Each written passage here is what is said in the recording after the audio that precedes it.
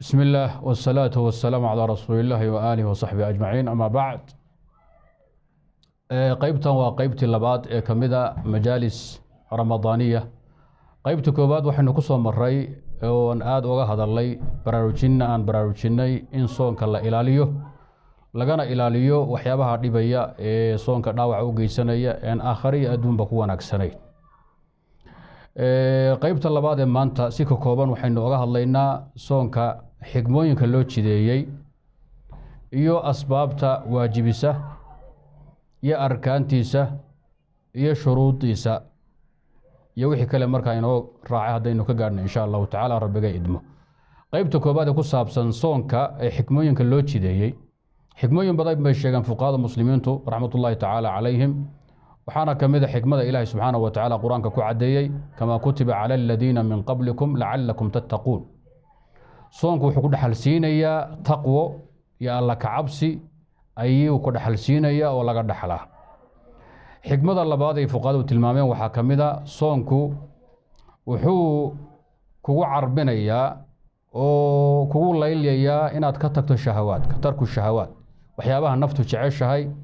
إن الدنيا مويان آخر كوا عنين صون كانوا كوا ناقصين الله رالي كأها إن أتكتكتو أيو صون كوا ليليا كوا عربينيا أو تركوا الشهوات.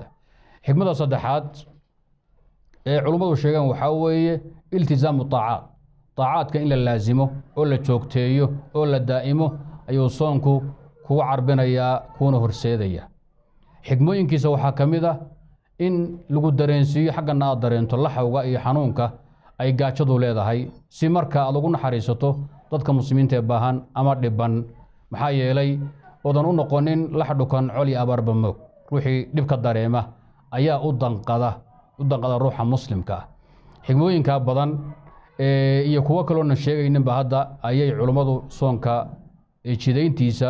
ku tilmaamay Ilaahay subhanahu wa ta'ala markuu jideynayay waajib yeelayay muslimiinta uu saarayay xigmooyinka in la madicsanayay iyay fuqaadu tilmaameen waana xigmooyin cadcado banaanka yaal. qaybta xigta ee raacdo waxa weeye soonka asbaabta uu ku waajibo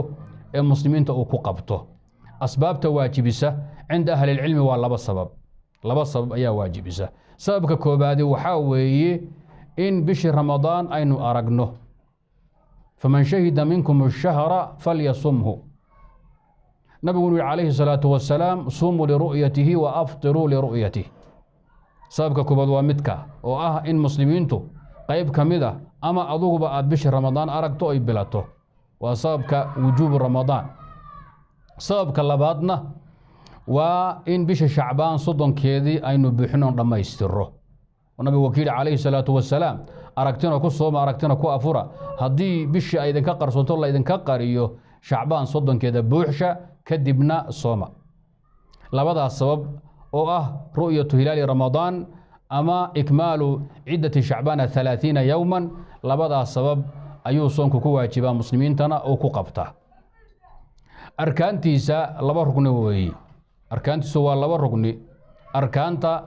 ووحيابها دي أن لهلين صون وسنشرين صون متشرو وحي صون لورن شرين متشرو دي لوايو لبا ركني وي ركني كوباد والنية inaad niyeysato oo qalbiga ku qabato habeen walbo Ramadaan inaad bari soonto. بعض أهل علمنا ay leeyihiin bisha Ramadaan kowgeeda habeenku u horeeya dad niyeysato soddonkii bari ba kugu filan. sayyiduna ba noqotay waxa laga rabaa an-niyya waa rukn asaasi ah li Ramadaanka iyo soonka asixidiisu iyo soon oo dhanba adu waajib yahay loo jeeda waa niyya la'aan maxaa yeelay inama al-a'maalu bin-niyyat wa inama likulli imrin ma nawa وما أمروا إلا ليعبدوا الله وإن قصد ينيا لهلو. ركن اللبات أساسها والإمساك عن المفطرات أو المفطرات.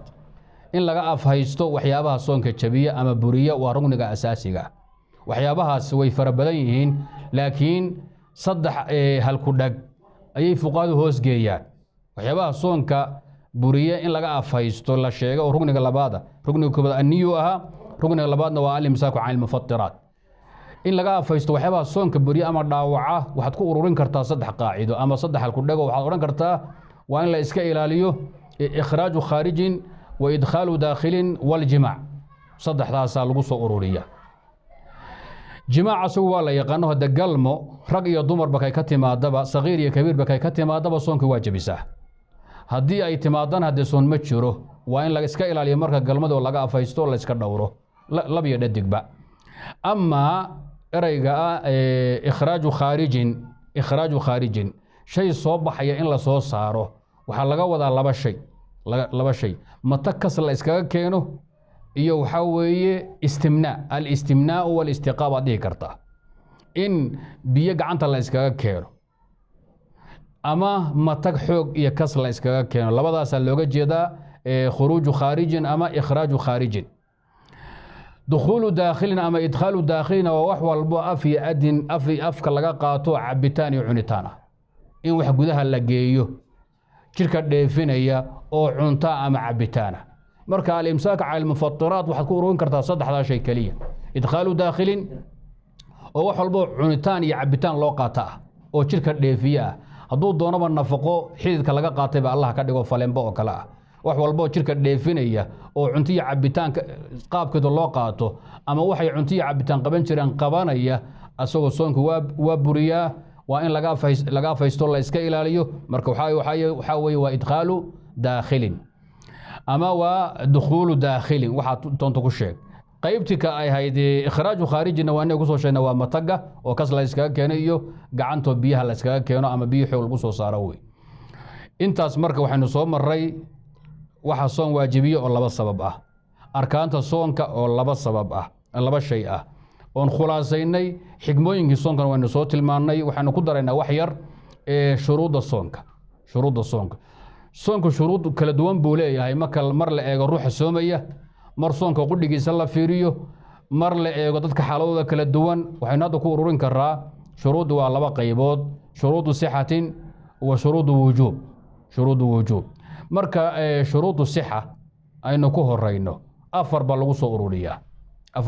ururiyaa shuruudu sixu soonku shuruudda ku asaxay ruuxu kaga asaxayo waa afar shay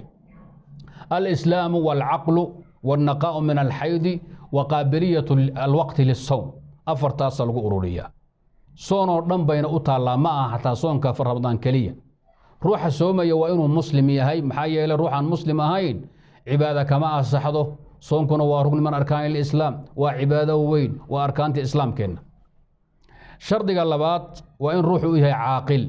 falaa yasixu sawm min majnuun ruux waalan oo tal ah oo miiri maan bahaynin soonkuna waajibi maayo kana asixi maayo idan kama asaxaayo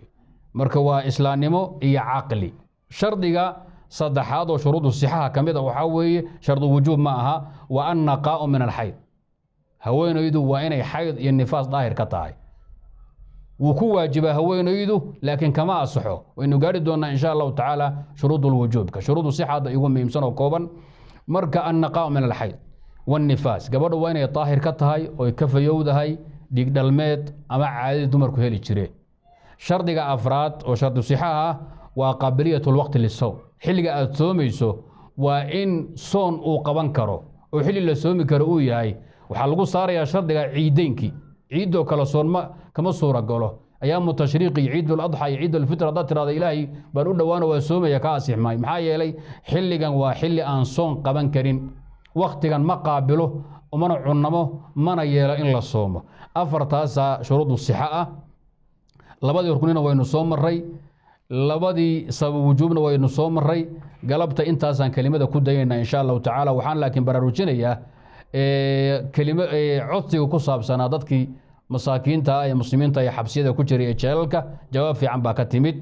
si fiican baad wala tafaacusheen ilaahay subxaanahu wa tacaala intiina ka qayb qaadatay inta maaga inay ka qayb qaadataba khayr iyo wanaag Allah ka siiyo raggiina hawshan baahiye ummadda gaarsiin ilaahay subxaanahu wa tacaala xasanaad ha idinka siiyo dambigiina ha ku dhaafo wali baahida waa jirtaa gurbad inta ka badan baa loo baahan yahay hawshaas muslimiinta masaakiinta ee bisha Ramadaan idinku tashanaya ee jeelka dalka ka buuxa ku soo talagala hadiyo goorna lagu talagalo cidii wax isku day kartana waxa isku daydo alla soo xiriir imaamka iyo rag la shaqeynaya hawshaasi jawaab degdeg aad ka bixiseen laakiin wali